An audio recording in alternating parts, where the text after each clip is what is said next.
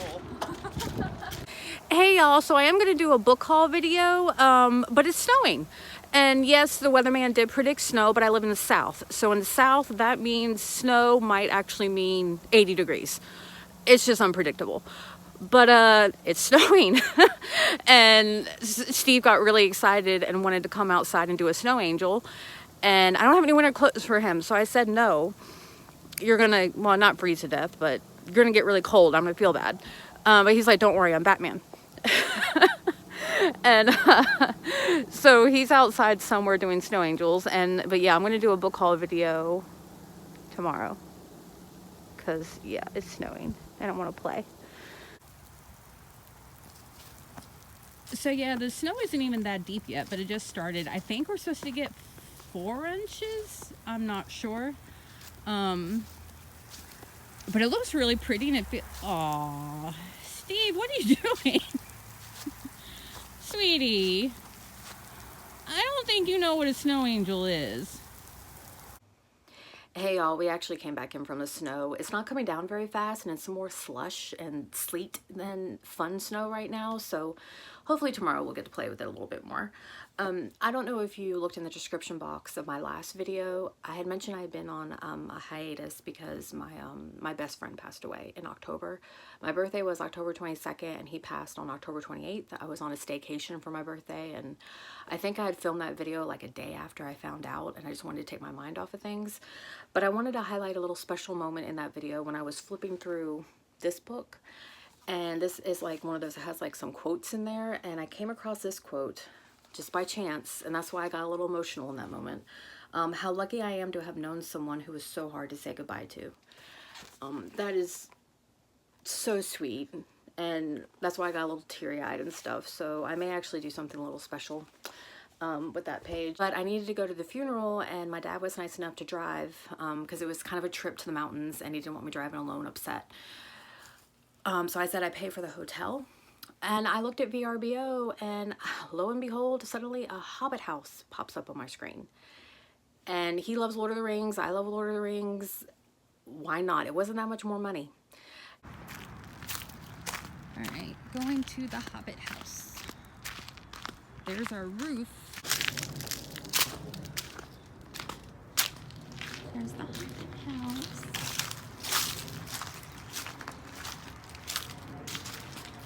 Oh, that's pretty. I'm gonna go in this side.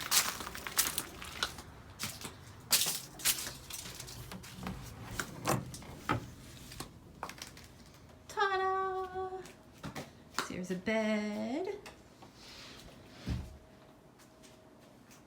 That's a good shot. Bed. And a little place for us to eat. Moby Dick. And then there's the door. And then there's a sleeper sofa. And it does not have a stove, but that's fine.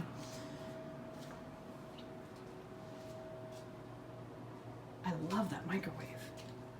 It does have a Keurig.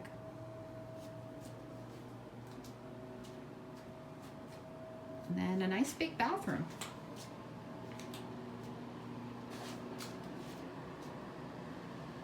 Nice. So there's our little Hobbit house. So I never thought I'd be so enthralled by a door. But it was a great experience. It does suck I had to experience it because of a funeral, but at the same time, I know he would have loved that house, and the ones we love live through us, so I guess it's kind of fitting, but I miss my friend. He would always call me that. Okay, before I become a wreck, I'm gonna go through the box of books and bookish stuff. And there's a lot of it, so some of it I'm gonna give like maybe like 2-word descriptions to.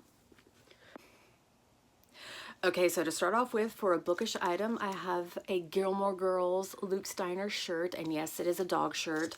I'm not allowed to have pets where I live. And I don't have any children, so I buy clothes for my skeleton friend. Don't judge me.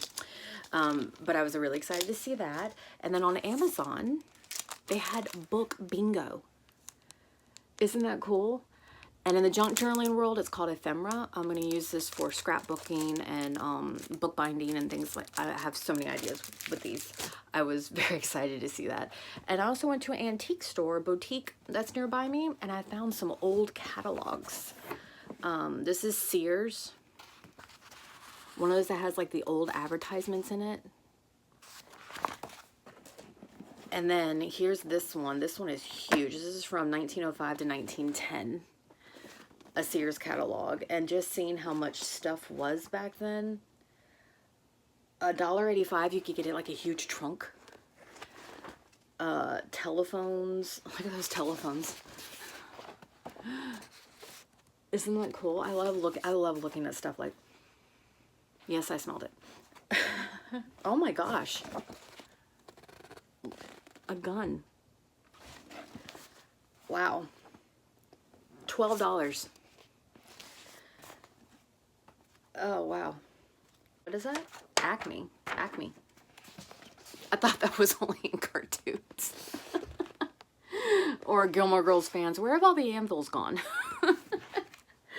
All right, let's see. What else do we have? Oh, I actually got this for my niece. What Katie Did. One of my favorite books, Catherine Rundell. That's what it says right there. I got this from Ollie's. So, what is it? What was this about again? It gave me Anna Green Gables vibes. I remember thinking that in my head. About a girl who, they want her to be a lady, but she just wants to have fun. And she has a wild imagination. She's getting into mischief. So, apparently this is a whole series. And it was a good price at Ollie's, so I want to read it, and then I'm going to give it to my niece. And then I found some vintage books. The Barbara Cartlands. So the thing about Barbara Cartland, I believe she was called the Queen of Romance. I wrote it down on a Post-it. Because I was trying to see like when she died when she was 98 years old in 2000. But I think they published her books until like 2011. So, because if you'll see, I have two of the same book. But this was in the 70s, and I want to say this one was in the 50s. So whenever I see one of her titles, I just grab them because there's been reprints. And I kind of prefer the 50s version, but the 70s is kind of cool too. So I got those at a great price. Harry Spear, A Good Wolf is Hard to Find. And what does it say? Two wolves find love when they least expect it. U.S. Fish and Wildlife Service agent Dylan Powers is on a mission in Silvertown to catch 4 men hunting illegally and put them behind bars. With his heightened wolf senses, he's right on their trail, but the hunters know he's coming. Suddenly, Dylan finds himself in deep trouble, nearly drowned and left to die until he's rescued by a beautiful she-wolf. Oh, Alice. We have Alice in Deadland Trilogy. So this is 3 books, Alice in Deadland, Through the Killing Glass, and Off With Their Heads, which I believe is a prequel. I've heard about this series. Oh, it's got that nice velvet cover. And from what I remember, it's basically humanity's gone and she's battling the biters in Deadland. So I'm zombies meets Alice, sure. Pride and Prejudice did it. Oh, some more vintage. So I got... Look at this cover. Annabelle. And I also got The Lake. These are both by Ruby Jean Jensen. So I don't call myself a collector of all books, but I do want all of Ruby Jean Jensen's vintage horror. And I think I'm only missing like 2 or 3. She's written some gothic romance, but I don't know if I particularly care to collect those. But Annabelle, I had a hard time finding one.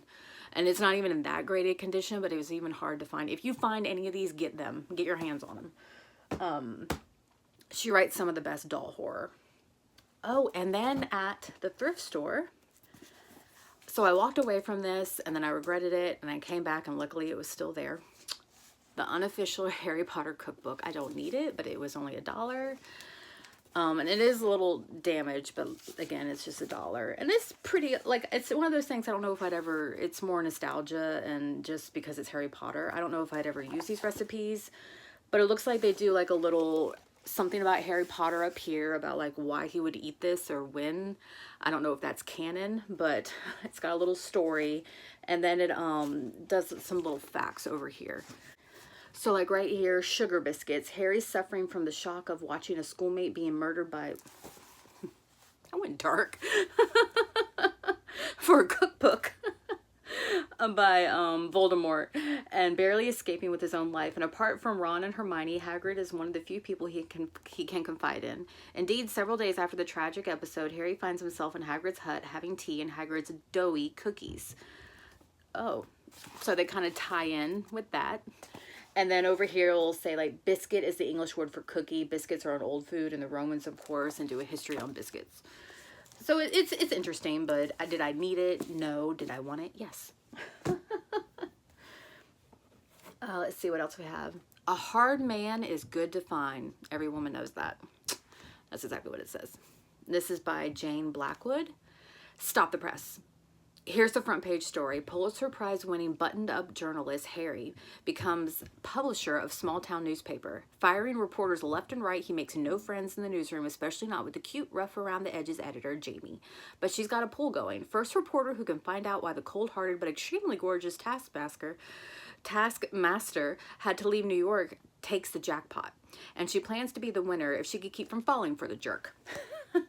I don't have a lot of contemporary romance, so wanted to, oh, and this is another romance, but it is not contemporary. They Went There, The Devil's Own Duke by Lenora Bell. And I want to say this is about, her family owns a vineyard, and she was supposed to inherit it, but he's the male who, basically she's forced to marry him to keep the vineyard, and there's passion, but she's trying not to fall for him, and he's trying not to fall for her. One of those kind of things. I'm not gonna lie though, I like her dress. That's pretty. I don't mean to zoom in on his man boob, but I found another copy of My Teacher Glows in the Dark. It has library binding, but there's like no writing or anything in there, so I went ahead and got it. Let's see, oh, I got this at the children's part of the thrift store. Slacker. I couldn't resist looking at him, and I like that word, and I like saying that, slacker, by Gordon Corman. And if I remember right, it's about a boy who, he basically tries to, let me just read the back because I don't want to give too bad. Gamer on. Cameron Boxer is very happy to spend his life avoiding homework, hanging out with his friends, and gaming for hours in the basement. It's not too hard for him to get away with it, until he gets so caught up in one game that he almost lets his house burn down around him. Oops. It's time for some serious damage control, so Cameron and his friends invent a fake school club that will make it seem like they're doing good deeds instead of slacking off. The problem? Some kids think that the club is real, and Cameron is stuck being president. It almost sounds like something Zach Morris would do from Saved by the Bell. Soon Cameron is part of a mission to save a beaver named Elvis from certain extinction. Along the way, he makes some new friends and some powerful new enemies. The guy who never cared about anything is now at the center of everything, and it's going to take all his slacker skills to win this round. That actually sounds legit cute. I'm not gonna, for probably a middle grade book, that slacker. Oh, and here we have another romance, and this one's a little bit, it's called Heart and Seal by Erin Kinsella. She's written something else. I know that name. What has she written? Anyways, I've been into K-pop for a while, back when TVXQ or DBSK was 5, and then they split up. For those of you who don't know, so the K-pop world is very strict. Almost to the point of, they're just, what they legally put in their contract, I don't think you could get away with in America. It's just a little unreasonable and unfair to them. Like I don't know if they still do, but they're so strict, they will put in the contract, like, you're not allowed to date. And you could get sued. It's a bit ridiculous. TVXQ ended up splitting up. 3 of them ended up suing the company because of a quote-unquote slave contract, is basically what they called it. So this is about a girl who, I think she's a writer, and her story is getting turned into a movie. and he is a K-pop star starring in the movie, and they fall for each other. And so that's, I wanted to get that little at the beginning because it's actually a big deal, because like he could seriously like lose his job like if he's caught dating. So I'm actually kind of excited about this one. I need to be in the mood for it, because that's going to be a lot of drama if they find out about them. Creep by Irene Corrigan. Their dream house has become a nightmare. So if I remember right, this is about a girl who befriends another girl who just moved into a house, and something bad is going on in the house. Like she gets like her friend gets a letter. I am the sentry of Glennon Heights. Long ago, I claimed 16 Alcott Place as levy for my guardianship. The walls will not tolerate your trespass. The ceilings will bleed and the windows will shatter. If you do not cease your intrusion, the rooms will soon smell of corpses. You can lock the doors, you can close the windows, but you can't keep the sentry out. So it's like, who is this sentry? And I'm a little curious too about what is going on. Is this a supernatural thing, or is this like a human stalker thing? And it's not a difficult read. Let's see what else we have. Oh, The Afternoon Tea Book by Michael Smith. And I tabbed these ahead of time to save some. So this is like a nonfiction, and it goes into the history of tea. I found this at that antique store. It's got some good old-timey, I think it was written in the 80s, if I remember right. But it talks about where tea comes from, the correct way to make it, to clean your teapots, even like the Japanese traditional tea ceremonies. And it has like a whole bunch of recipes of, you know, the cakes and stuff that you would eat with the Afternoon Tea Book. I am actually legit interested in reading this about the history of tea, because I love tea. The Ghost Hunter Chronicles, The House in the Woods by Yvette Fielding. This is about I think they're teenagers. I don't know if they're middle grade or teenagers, but they go to an abandoned house and play with the Ouija board because they're geniuses like that. Because nothing ever goes wrong there, and something follows them home. This one. Winter Scream, Chris Curry and Lisa Dean. 2 words, demon and ecstasy. I got these 2 from Thrift. Same author.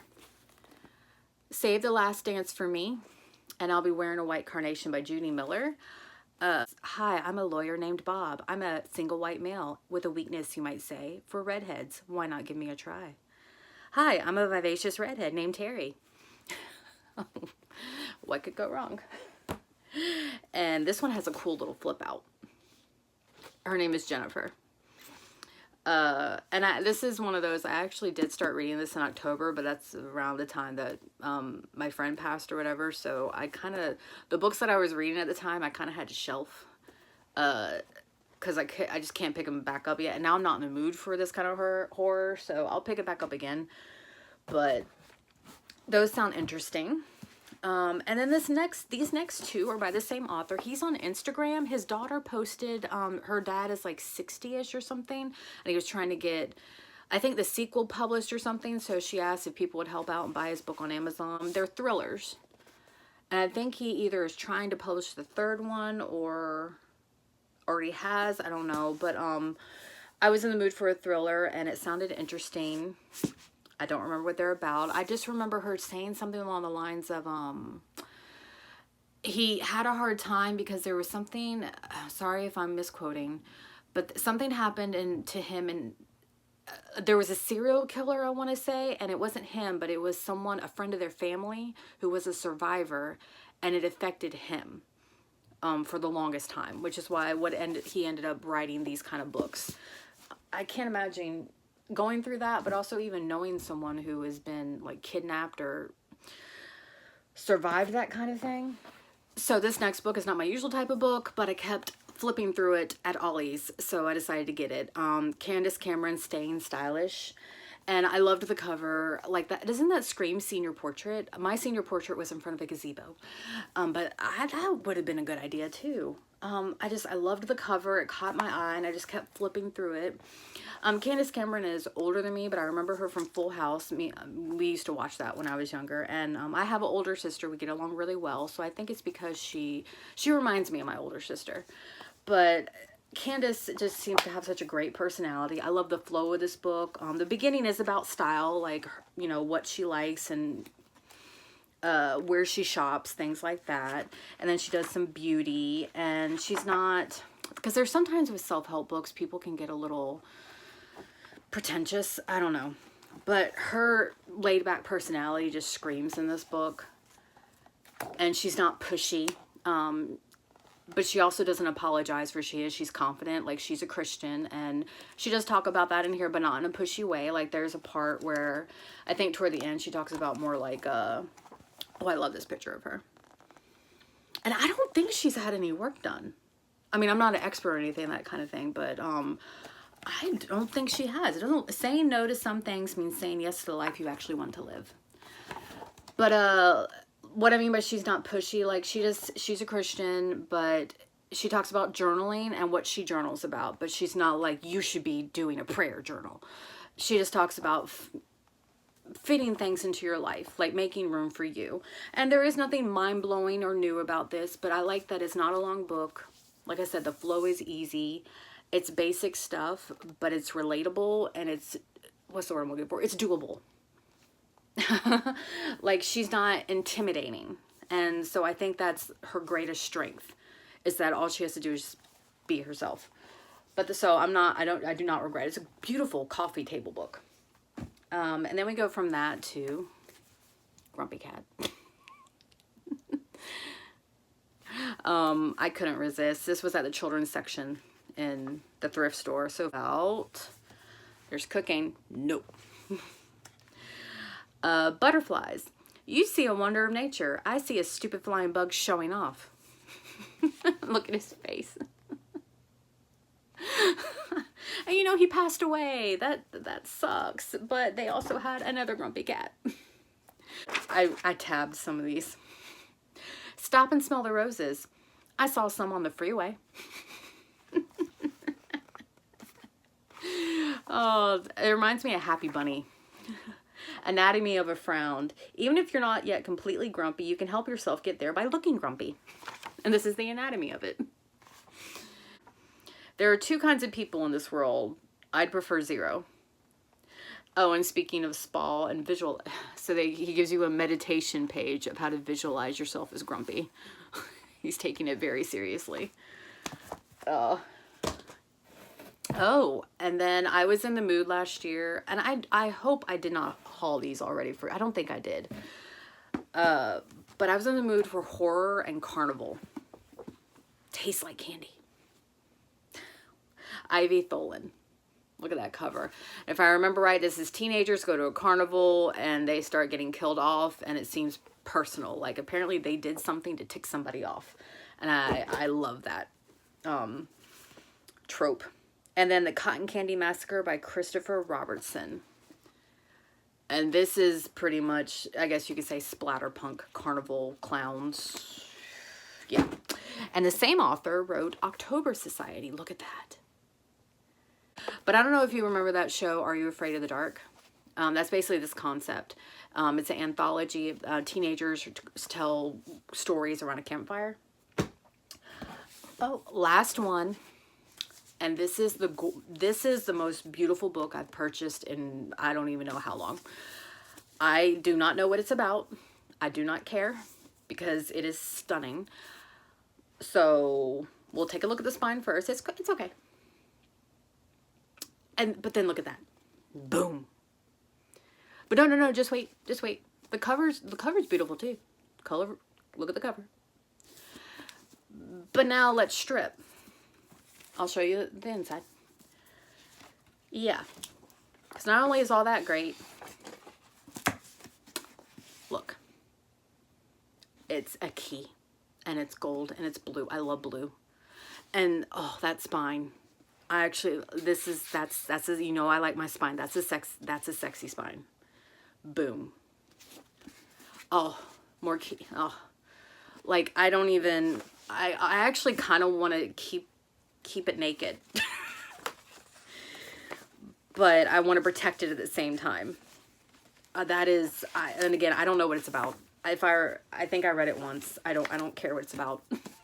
I think I got this on Amazon, A Study in Drowning, Ava Reed. But if fairies and monsters were real, so were the women who defeated them. Okay, fairies. Fantasy. I got a fantasy. Wow. Okay, well, thanks for sticking with me to the end. Again, sorry about my hiatus and stuff. It's good to be back. And I will see you guys next time. All right, bye.